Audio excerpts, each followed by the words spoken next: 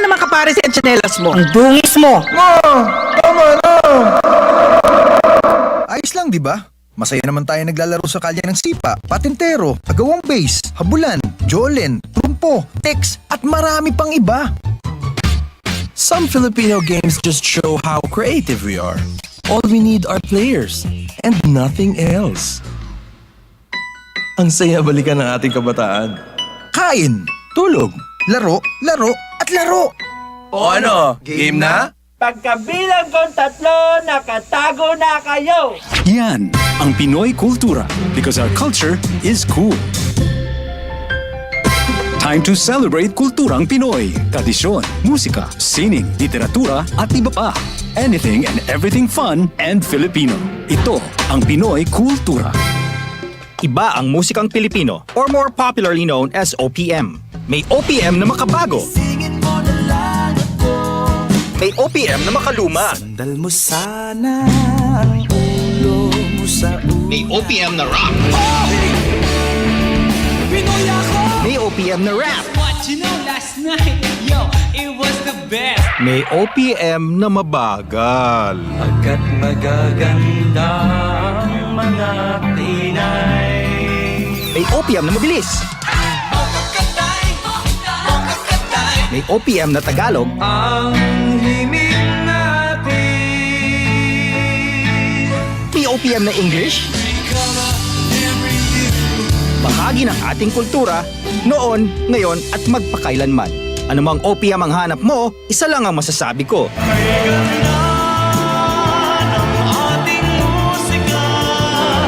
Yan ang Pinoy kultura because our culture is cool. Time to celebrate kulturang Pinoy. Tradisyon, musika, sining, literatura at iba pa. Anything and everything fun and Filipino. Ito ang Pinoy kultura.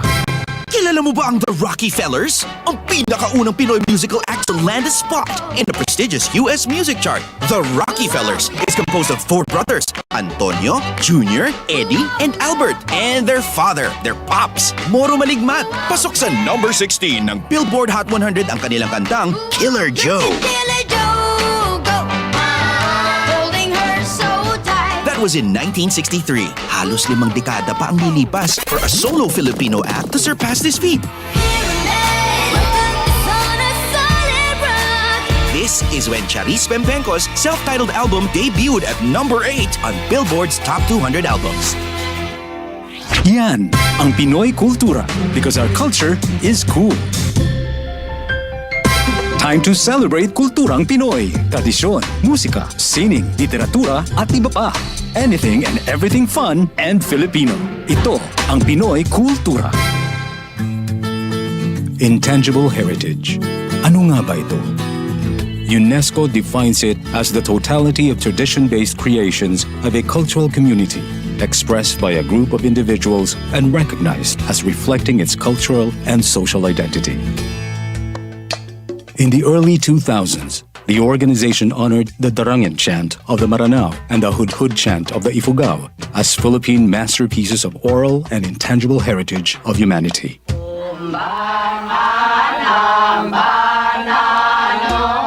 The Hudhud is recited and chanted among the Ifugao only during 4 occasions: harvesting and weeding of rice, funeral wakes, and bone-washing rituals. Ito ay binubuo ng 200 kwento na may 40 kabanata bawat kwento. A celebration of heroes, heroines, wealth, and culture.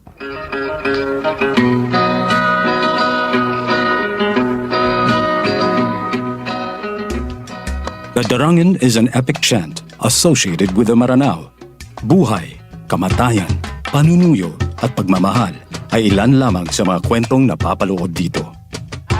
Inaw nandidong warano ni anarampay na. Ang darangan ay galing sa salitang darang, which means to narrate in the form of a song or chant, and is the longest surviving epic poetry in the Philippines. Ano una koro. Yan ang Pinoy kultura because our culture is cool. To know more about their life, work, and contributions, visit the National Commission for Culture and the Arts at ncca.gov.ph.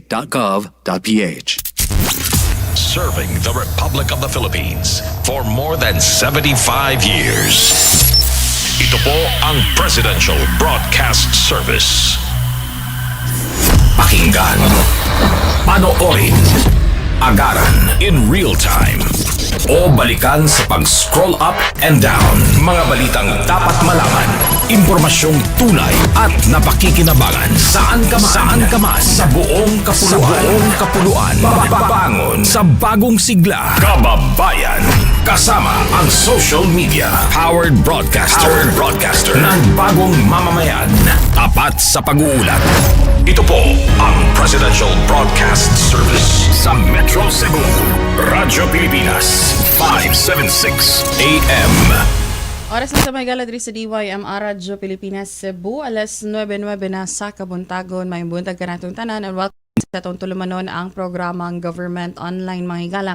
Line up kita nga adlaw nga Lunes sa pizza 11 na sa buwan sa Disyembre tuig 2023. This time mga higala ato sang itakling dito mga higala sa kauluhan ato ang CB kay dunay press briefing nga gipahigayon ang ato ang Department of Foreign Affairs Assistant Secretary Daniel Espiritu mga higala kauban ang mga miyembro sa Malacañang press corps karong buntag mga higala no. Atong paminawon mga higala ang iyaha usab o pagtan-aw no sa iyaha nga briefing karong buntag nga ihatod mga higala live dito sa Malacañang mga higala atong paminawon. And that will be dinner hosted by Prime Minister Kishida at the State Guest House or the Akasaka Palace. Now the 17th, as I said, will be the main day of the summit. It will be a whole day affair. The opening session will start at 9:30, and then it will be followed by a session on the reviewing ASEAN-Japan relations, as well as international and regional developments.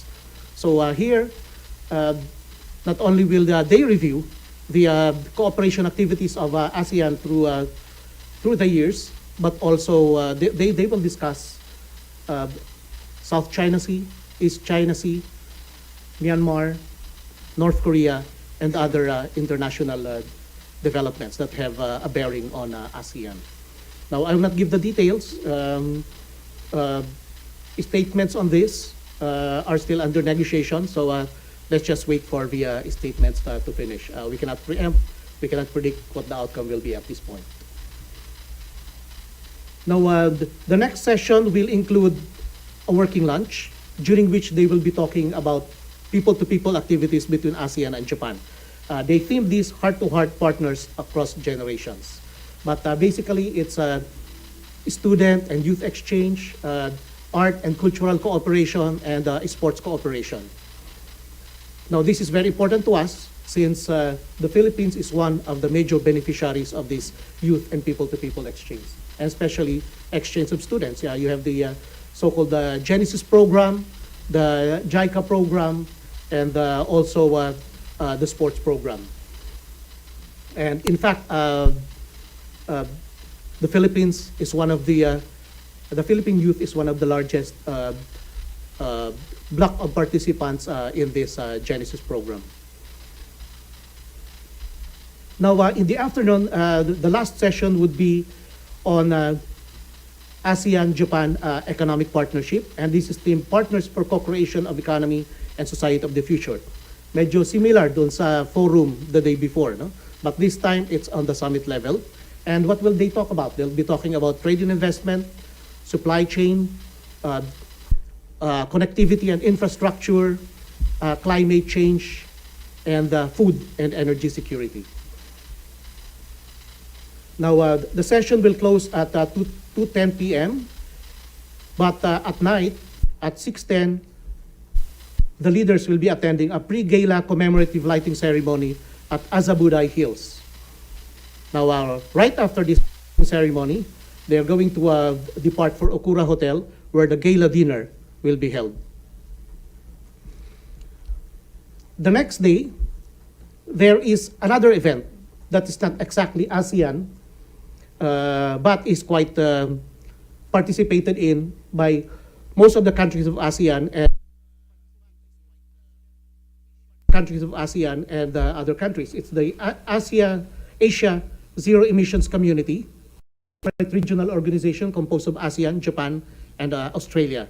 Now, this is, as the name of the community indicates, dedicated to lowering the emission of carbon gases into the atmosphere towards supposedly a zero net effect at the end. Now, this will run for only 45 minutes, but the President will participate in this. And this is important for us because as one of the countries most vulnerable to climate change, we are committed to the outcome of the the COP28 meeting, and this will also be an opportunity for us to request for support for our bid to host the board of the Loss and Damage Fund board. Now,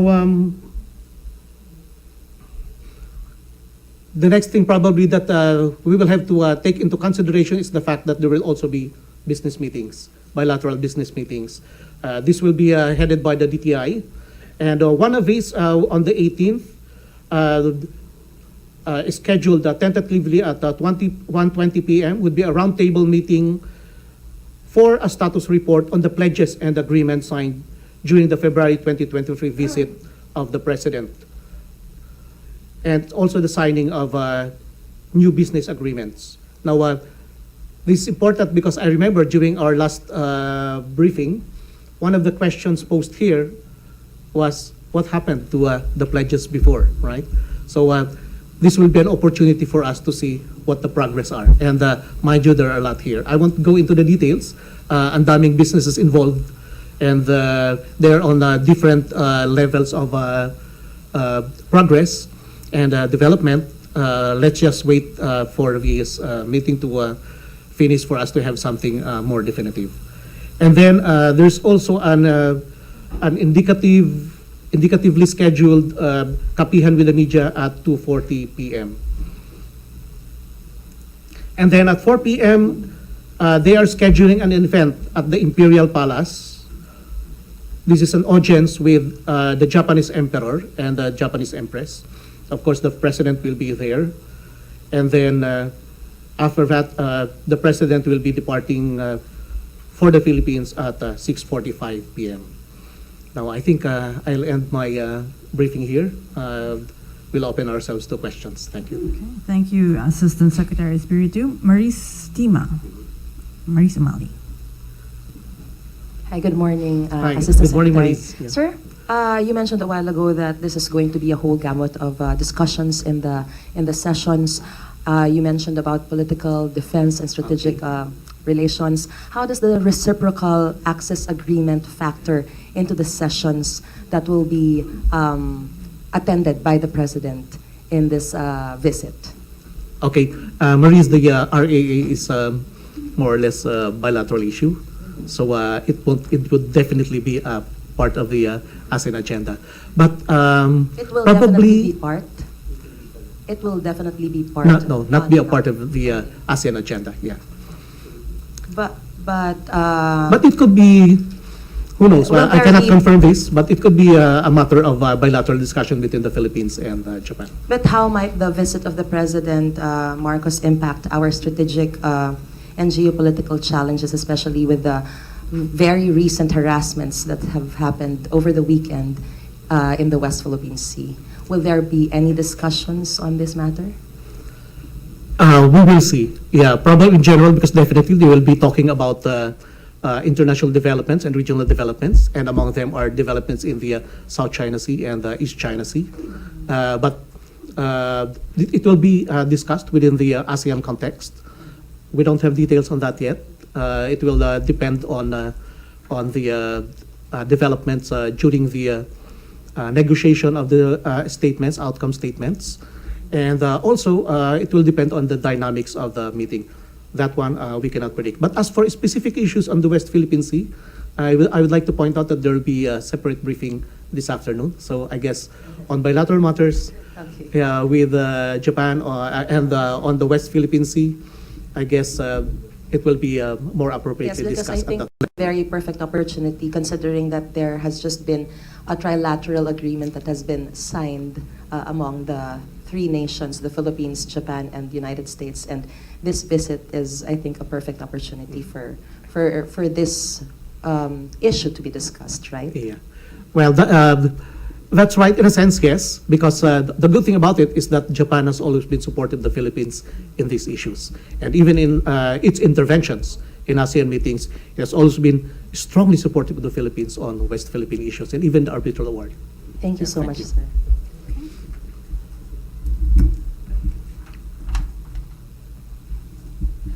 Celerina Monte. Good morning, sir. Celerina Monte from NHK. Hi, Celerina. Sir, regarding just to clarify, the bilateral meeting between the President and the Prime Minister will be on the 15th, correct? There's one being scheduled on the 16th. On the 16th. So what could be the possible agenda of their meeting? And Yeah. Okay, Celerina, that one's still being finalized. So I cannot divulge the details yet. It might be premature. Yeah. Thank you. But definitely it's on matters of bilateral common concern. because there was an initial discussion previously by the Philippine government, the defense in particular, with their counterpart, so on RAA. So I'm wondering if there will be a follow-through on that during that meeting. That one I cannot give you yet. Yeah. Well, the bilateral issues are not exactly within the purview of the Office of ASEAN Affairs. So I will leave that to the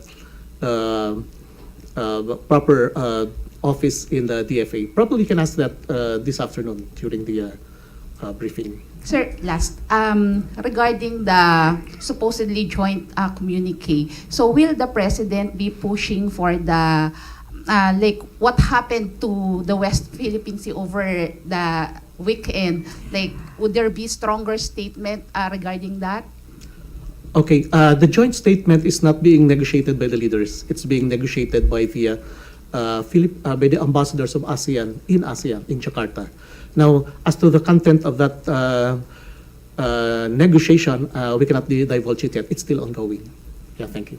Oh, by the way, there are two deliverables here, two outcome documents for the summit. That's the joint vision statement of ASEAN and Japan, and then the implementation plan for that joint statement. Now, the joint statement covers, of course, as I said a moment ago, all the intergovernmental relations between ASEAN and Japan. What we call the three pillars of ASEAN: political security matters, which includes defense issues, transnational crime, and etc. But also economic issues, trade and investment, and socio-cultural issues, people-to-people exchange issues, climate change, and again, etc. I cannot give specifics because they are still under negotiation. Okay. Thank you. Joyce Balancho, DZMM. Sir, good morning. Hi, good morning. Will Joy. there be bilateral agreements expected to be signed? I cannot confirm that yet. Yeah. How about meetings, bilateral meetings with other leaders on the sidelines? There's nothing that was indicated so far. And sir, because this is going to be a primarily ASEAN thing. So if ever there will be one, we'll just see. There'll be side events. Alright. Yeah, thank you. Sir, na-observe ko lang, wala nang meeting with the Filipino community, is that right? Because he already did that when he first visited Tokyo. Yeah, there's no scheduled one. Yeah, sunod-sunod yung mga mutual visits. So, okay. Thank you. Okay, Maricel Halili, TV5. Hi, Maricel. Hi, sir. Magandang umaga. Hi, magandang umaga. Sir, follow-up. You mentioned earlier that there will be business agreements that will be signed. May we know kung ano-ano tong mga businesses na inaasahan natin? Okay. I cannot yet divulge the details, no? Ginagawa pa itong mga details na to, no? Because these were just added to the agenda of the President. No? But suffice it to say that there will be, and that they will be done during the business meetings. And then that again, as I said a moment ago, there will be a portion, the important portion of that business event would be the assessment of the progress of the previous ones, so that there will be more perception of the concrete outcomes of the previous agreements. Thank you. And who will be part of the delegation, sir? Gaano kalaki? Okay, this will be a lean and mean delegation because we only have a short meeting with limited agenda. So aside from the president and the speaker, and of course the first lady, you have the foreign secretary, Secretary Pascual, Secretary Frederick Go, Chiloy Garfield, Secretary Chiloy Garfield, and of course DFA officials. Very few DFA officials and DTA officials. Thank you. Alexis Romero, Philippine Yes, Star. Alexis. Good morning, ASEC. Just going back to the reciprocal access agreement. So what are the chances that it will be signed during the on the sidelines of the summit? None at all. It Yeah, won't. because it's not part of the agenda. Yeah. It's, And as for the bilateral meeting, it might be, but I cannot confirm that one, if whether that will be a part of the agenda. kahit sa bilateral, no chances of it being signed. Ako, an RAA will require a long time to make, so I don't think it can be done in just one sitting. Yeah. Okay, thank you, ASEC. Alan Francisco, PTV4. Hi, sir. Hi, ma'am. Hi, Alan. Sir, how would you describe the relationship of ASEAN with Japan, or to be more specific, the relationship of ASEAN, or sorry, of Japan to the Philippines, or with the Philippines? Okay, between ASEAN and Japan, it's one of the most dynamic, as I said a moment ago. Yeah, it's involved in practically every aspect of community building, from the political area, political diplomatic area, to security areas. It's a supporter of the ASEAN outlook on the Indo-Pacific, which is the ASEAN version of the Indo-Pacific concept, focusing not only on security, but more on economics and climate action. And then it's also very much embedded in the economic framework of ASEAN, because we have this ASEAN-Japan Comprehensive Economic Partnership. And we also have an FTA, an ASEAN FTA with Japan. Now, as for the Philippines, I can say probably to a certain extent we have a stronger relation with Japan than many, if not all, of the members of ASEAN. And this is even becoming more intensified in the last few years because of common security and economic concerns. At the same time, we were able to maintain the high level of people-to-people and socio-cultural exchange between us. As you well know, marami sa atin yung mga sa mga kabataan natin ang dumaan doon sa JICA program, and now the Genesis program, and other student exchange and other training programs. So, thank you. Thank you. Eden Santos, Net 25. Good morning, sir. Hi, good morning. Sir. Regarding po dun sa climate change, clarification lang, ang Pangulo po ba ay encourage ang Japan at Australia na mag-support po dun sa loss and damage fund? Well, yes, not only the two of them, but all of the participants of the meeting. ASEAN 10 plus Japan and Australia. And we're batting for the chance to host yung board for the loss and damage fund. So, meron po bang involved na mga pondo na ihihilingin po ang Pilipinas para idagdagan yung, tama ba, 1 billion na pondo po? As for specifics like that, wala pa akong information. So paano Thank po you. yung support na hihingi ng Pangulo from Japan and other countries po? Ayun, as I said, yung because we are bidding for to be a host of the headquarters of that program. So let's just say na what I can divulge to you is only that aspect na hihingi natin support nila on that. As to specifics, it's not part of what were shared with us. We have to imagine that this is not exactly a UN meeting, so I don't think it will dwell on all those technical specifics at this point. Tingnan natin if in the progress of the Asia Zero Emissions Community Meeting kung may lalabas na mga ganon, because we understand that experts will also be there. Yeah. Thank you. So ito pong Japan trip naman ng Pangulo, hindi naman po masyadong magdudulot ng negative effects sa kanyang kalusugan since katatapos lang naman po niya sa COVID-19. Siguro naman hindi, because I believe that in the past 2 days, lumabas na si Presidente. In fact, he was with this gift-giving program sa Malacanang, and we hope that he will be already up and running fully during the event. The president was at Puso ng Pasko last night, and he attended it. Going back to the Loss and Damage Fund, just to add to the clarification that the Philippines is asking, has expressed interest to host the board in Manila, which was in the speech of Secretary Yulo Loizaga, I believe on Saturday at the COP28, and also for the Philippines to have a seat at the board. That's okay. Let's have Harley Valbuena, DZME. Hi, good morning po. Hi, Harley. Asek, you mentioned that transnational crimes will be part of the agenda. So we all know that there's a recent bombing sa MSU po sa Marawi City, and the president pointed out that the foreign terrorists are behind it, and then IS claimed it already. So will they discuss about the bombing incident, and at the same time, will he push for the strengthening or enhancement of our transnational security to avoid these incidents to happen in the future?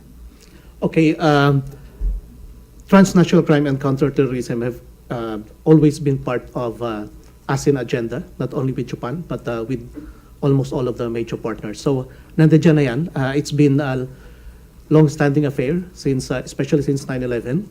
And the mechanisms of cooperation have already been in operation since then. So, as for the intensification of that, yeah, probably yes. Yeah, but we'll leave that dun sa, because this is a matter that will be handled even in more detail by the experts on this, by the relative, what we call the sectoral bodies of ASEAN. May mga bodies tayo on counterterrorism, no?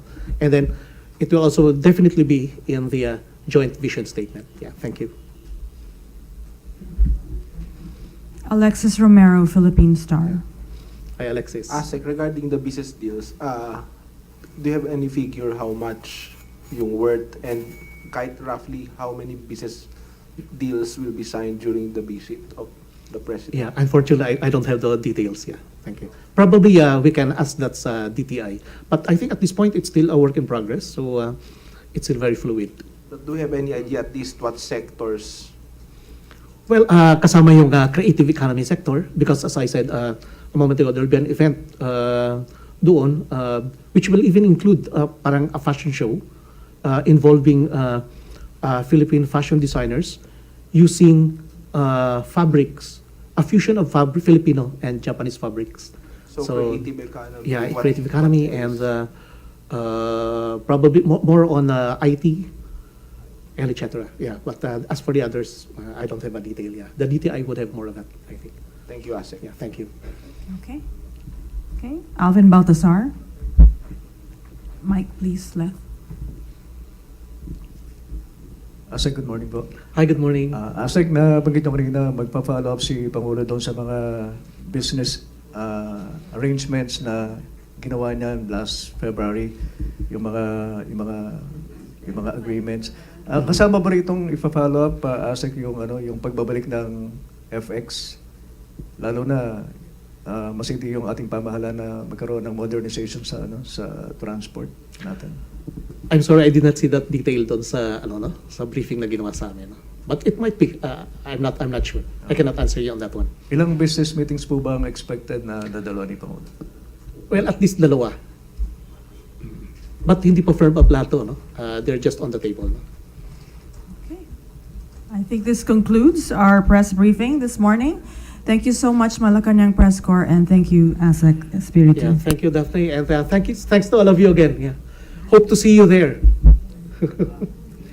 Alright, mahigala inyong nadungog ang nahitabo nga press briefing sa Department of Foreign Affairs sa Office of the Association of Southeast Asian Nations kun ASEAN Affairs Assistant Secretary Daniel Espiritu. Mga higala, iyahang gisaysay mga higala, no, ang mahitabo usab, no, nga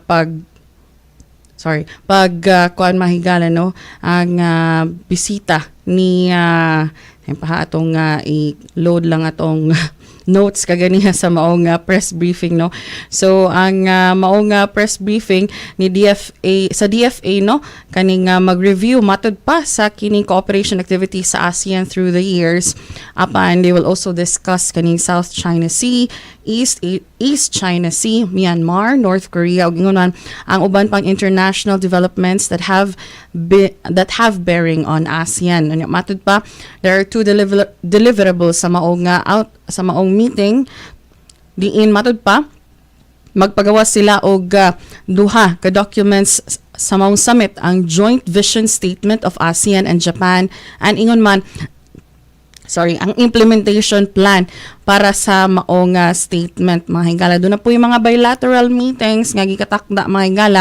This will be headed by the DTI. One of these will be on the 18th, mga higala, sa roundtable meeting for a status report on the pledges and agreements signed during the Feb 2023 visit ni Presidente Ferdinand R. Marcos Jr. and also the signing of the new business agreements, mga higala. So, ang Presidente mobiya kini karong umaabot nga Disyembre 15, 2023, karong umaabot nga Biyernes, and this is his first official engagement, mga higala.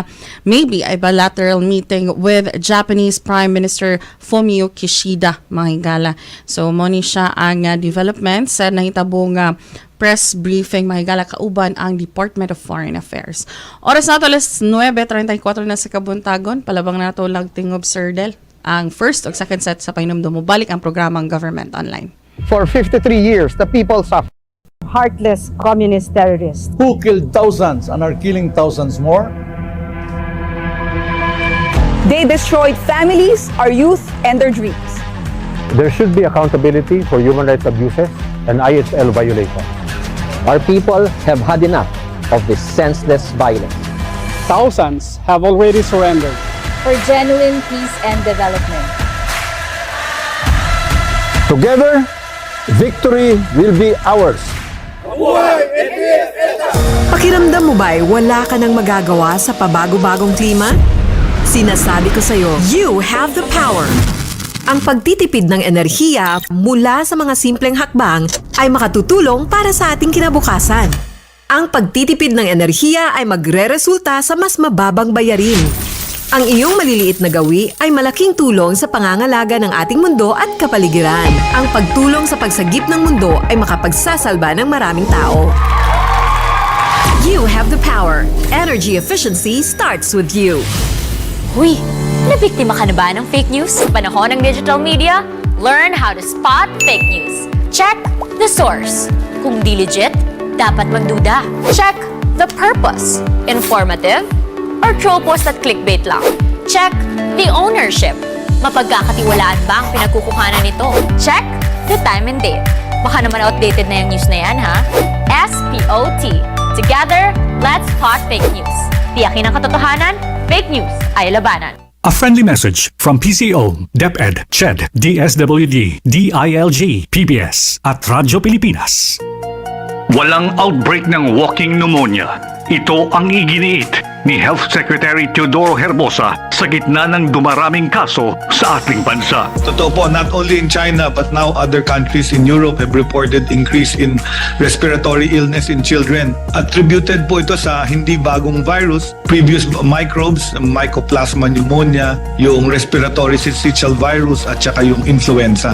Sa Philippines po, wala pang outbreak according to our Epidemiology Bureau, although marami ang cases because ito po talaga yung season ng respiratory illness. Pag-iingat, gaya ng pagtrato sa COVID naman, ang abiso ng kalihim para maiwasan ang hawaan, lalo na sa mga kabataan. Yung natutunan natin ng COVID, yung social distancing at saka pagsuot ng face mask, cough etiquette para hindi magkahawan. Kung may sakit ang bata, wag nang papasukin para hindi makahawan ng ibang bata sa eskwelahan. Para sa iba pang mga balita at impormasyon, manatiling nakatutok, tapat sa pag-uulat, Radyo Pilipinas. Huy, nabiktima ka na ba ng fake news sa panahon ng digital media? Learn how to spot fake news. Check the source. Kung di legit, dapat magduda. Check the purpose. Informative or troll post at clickbait lang. Check the ownership. Mapagkakatiwalaan ba ang pinagkukuhanan nito? Check the time and date. Baka naman outdated na yung news na yan, ha? SPOT. Together, let's spot fake news. Tiyakin ang katotohanan, fake news ay labanan. A friendly message from PCO, DepEd, CHED, DSWD, DILG, PBS at Radyo Pilipinas.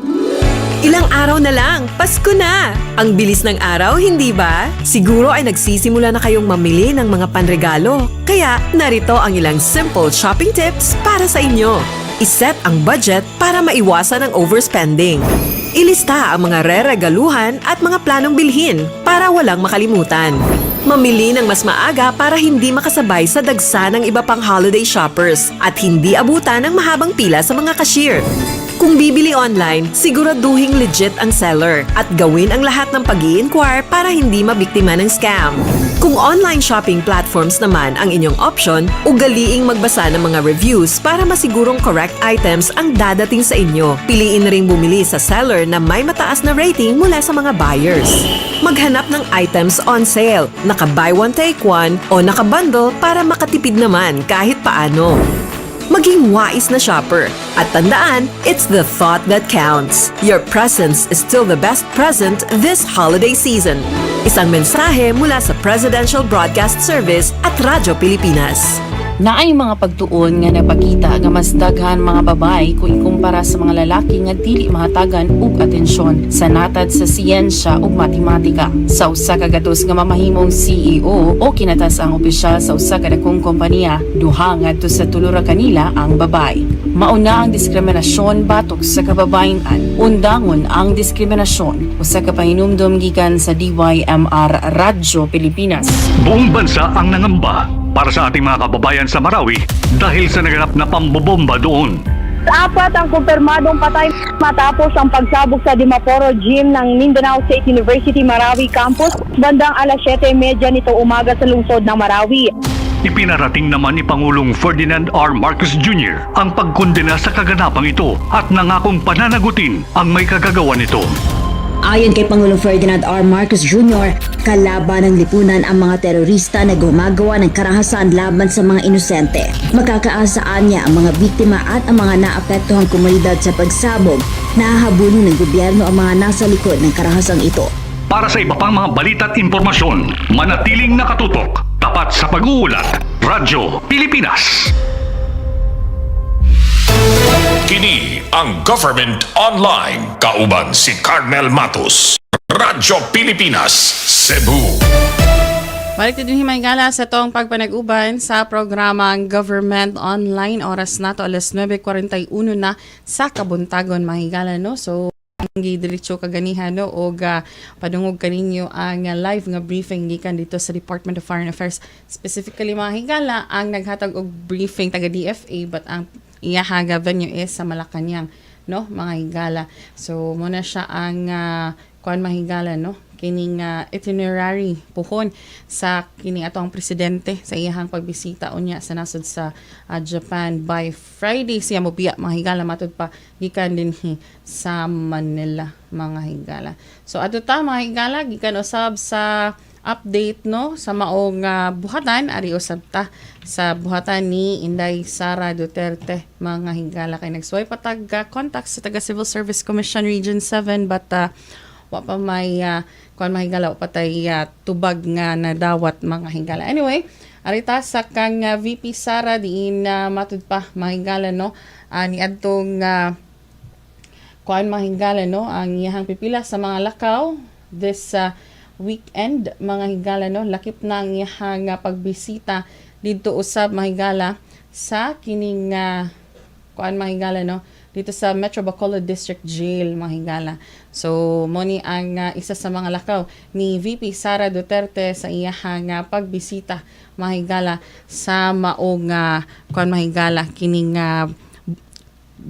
jail facility. May ato lang niyang ihatod karong taw-taw ang iyahang mga detalye ni ini apan sa di pa nasa tong linya mahigala ang personal specialist 2 mahigala gikan sa Civil Service Commission Region 7 nga si D. Villavicencio nga maghisgot kanato mahigala kalabot ni ini nga honor graduates of open distance learning sa nila pag-avail no sa kining eligibility.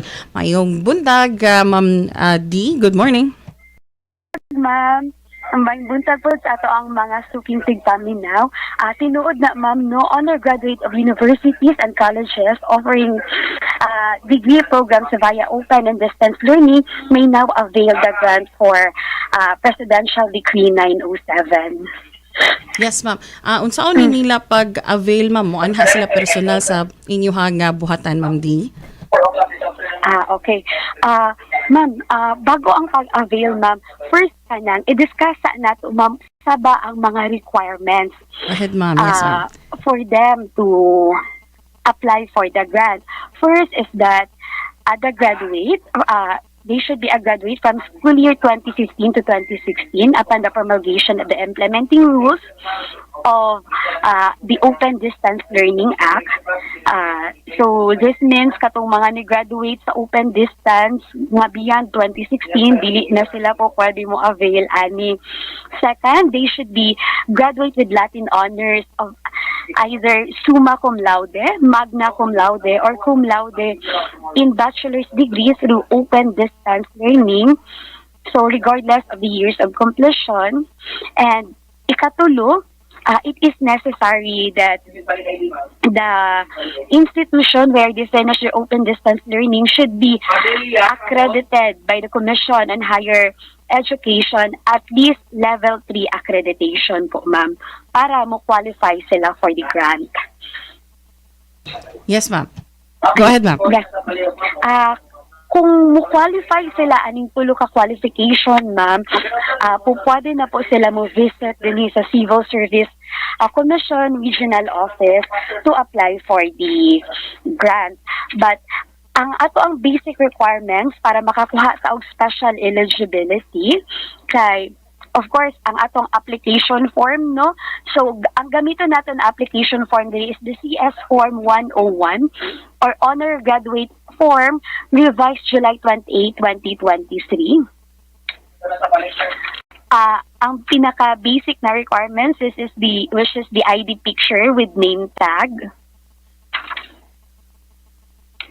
Another is the PSA PSA DC for both men and women, and of course for married women po, kailangan natin ng PSA marriage contract. By the way, for our PSA documents po, either birth certificate or marriage contract.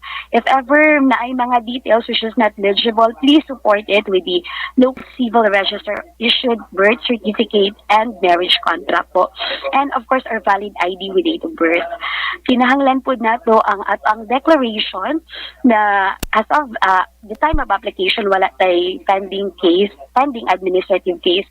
So kina siya is declaration yan na ay form available din sa office. As to the specific requirements po, ma'am, kinahanglan nato ang, of course, certification from the school. Certification from the school na ni-graduate yun sila with Latin honors. Kailangan po nato ang certification from the school that their higher institution is level 3 accredited by CHED when it comes to the offering of the open distance learning program.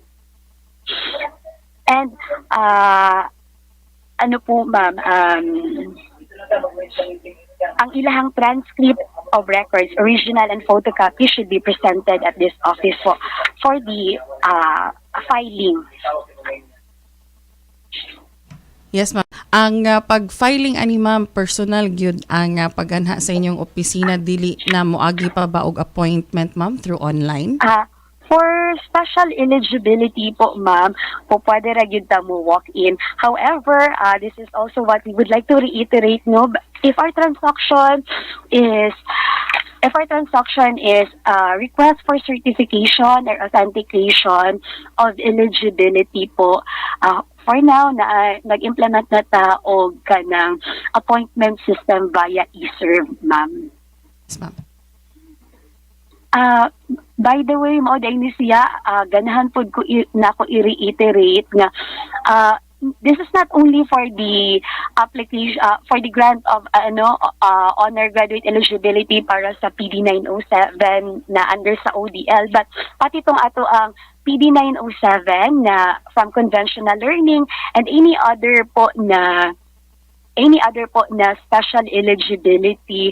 Ang expectation na good is upon submission of document, maka-request na dayon ang atong mga kliyente o kanang certification. Unfortunately po, dili. For those who will be applying for the grant, let's be specific. Halimbawa, kining PD 907 for open distance learning. By the way, nani siya payment of 500 pesos. However, upon submission, they're going to pay the 500 pesos. This 500 pesos will only cover the processing and the evaluation fee. Pero ang certificate, dili pa na sila maka-request not unless po na ma-approve na ang ilahang eligibility number. So mga isa ni a certain period or a certain time for us to give them an eligibility number. So while nisubmit sila sa ilang application po, pwede na po sila mag-book of appointment para sa ilang pag-request po hon o certification of eligibility. So lain sa din nga payment pohon, ma'am, kung magkuha na sila sa ilang certification? Yes po, ma'am, because ang payment po nato for the grant of eligibility does not include certification. So inig ma-approve na ang ilang eligibility number, lahi na sad na siya, ma'am. Ang certification na siya request fee na 100 pesos. Doon na ba'y kuan, ma'am? Ang CSC 7 ba'y mo inform nila kung available na ang certificate through text or email, ma'am, di? Kuan, ma'am. Unfortunately, for now, ma'am, medyo gamay ragyod ang manpower na to sa CSC RO7, no? And daghan gyud honestly ang ni-graduate na with Latin honors sa panahon karon. So for those who have application at this office or who are planning to apply at this office, we are asking for your help. Once po na-submit na nato ang ato ang application for the grant of honor graduate eligibility or any other special eligibility po, we encourage you to call us at least kanang 30 days from the time of submission for you to know kung unsa na ang status. As to the contact number, we recommend to everyone to kindly call us via csc7.net. That is via our local website din sa CSC Region 7. Once na nato sa local website, ang itaon nato sa topmost part ang teleconsult facility. So once i-click nato na there will be list of operator. From there, you will be able to talk to us. So kung specifically examination-related concern ang inyong pangutana or grant of special eligibility, kami din sa exam, makontak lang ninyo sa operator 1. Alright, Ma'am D. Ma'am D, doon na pa kay dugang nga ihatag ng impormasyon sa ato ang mga tigpamina. I'd like to keep you on Ma'am D, but murag pressed for time po ta karong buntaga, Ma'am D. Would you like to have any announcements heard sa ato ang mga tigpaminaw and tigtanawan ni atong programa karong buntaga? Please go ahead, ma'am. Okay. Salamat kaayo, ma'am. No, we would like to take this opportunity to encourage everyone na kung na may transaction sa opisina, specifically kung inyong transaction is kanang request for certification of eligibility po, certification or authentication of your eligibility, please do book your appointment. This is for us to better serve you. Makontrol nato ang number of client in the office. So please do visit the services.csc.gov.ph for you to reserve your appointment. Alright, Ma'am D. Dagan kayong salamat, ma'am, sa imong oras nga gihatag dinhi sa Radyo Pilipinas Cebu. Okay po, maraming salamat din po, ma'am. Alright, mahigala inyo nga nadungog ang atong tinugyanan gikan usab sa Civil Service Commission Region 7 nga si Ma'am D. Villavicencio, atong personal specialist 2 nga naghatod kanato sa topic mahigala kalabot sa kining mag-claim no og eligibility sa katong mga honor graduates sa open distance learning mga higala.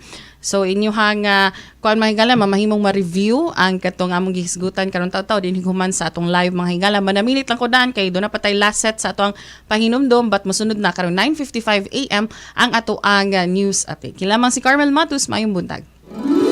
Ilang araw ko na. Ang bilis ng araw, hindi ba? Siguro ay nagsisimula na kayong mamili ng mga panregalo. Kaya narito ang ilang simple shopping tips para sa inyo. Iset ang budget para maiwasan ang overspending. Ilista ang mga re-regaluhan at mga planong bilhin para walang makalimutan. Mamili ng mas maaga para hindi makasabay sa dagsa ng iba pang holiday shoppers at hindi abutan ng mahabang pila sa mga cashier. Kung bibili online, siguraduhing legit ang seller at gawin ang lahat ng pag-i-inquire para hindi mabiktima ng scam. Kung online shopping platforms naman ang inyong option, ugaliing magbasa ng mga reviews para masigurong correct items ang dadating sa inyo. Piliin ring bumili sa seller na may mataas na rating mula sa mga buyers. Maghanap ng items on sale, naka-buy one take one o naka-bundle para makatipid naman kahit paano. Maging wais na shopper. At tandaan, it's the thought that counts. Your presence is still the best present this holiday season. Isang mensahe mula sa Presidential Broadcast Service at Radyo Pilipinas. Walang outbreak ng walking pneumonia. Ito ang iginiit ni Health Secretary Teodoro Herbosa sa gitna ng dumaraming kaso sa ating bansa. Totoo po, not only in China but now other countries in Europe have reported increase in respiratory illness in children. Attributed po ito sa hindi bagong virus, previous microbes, Mycoplasma pneumonia, yung respiratory syncytial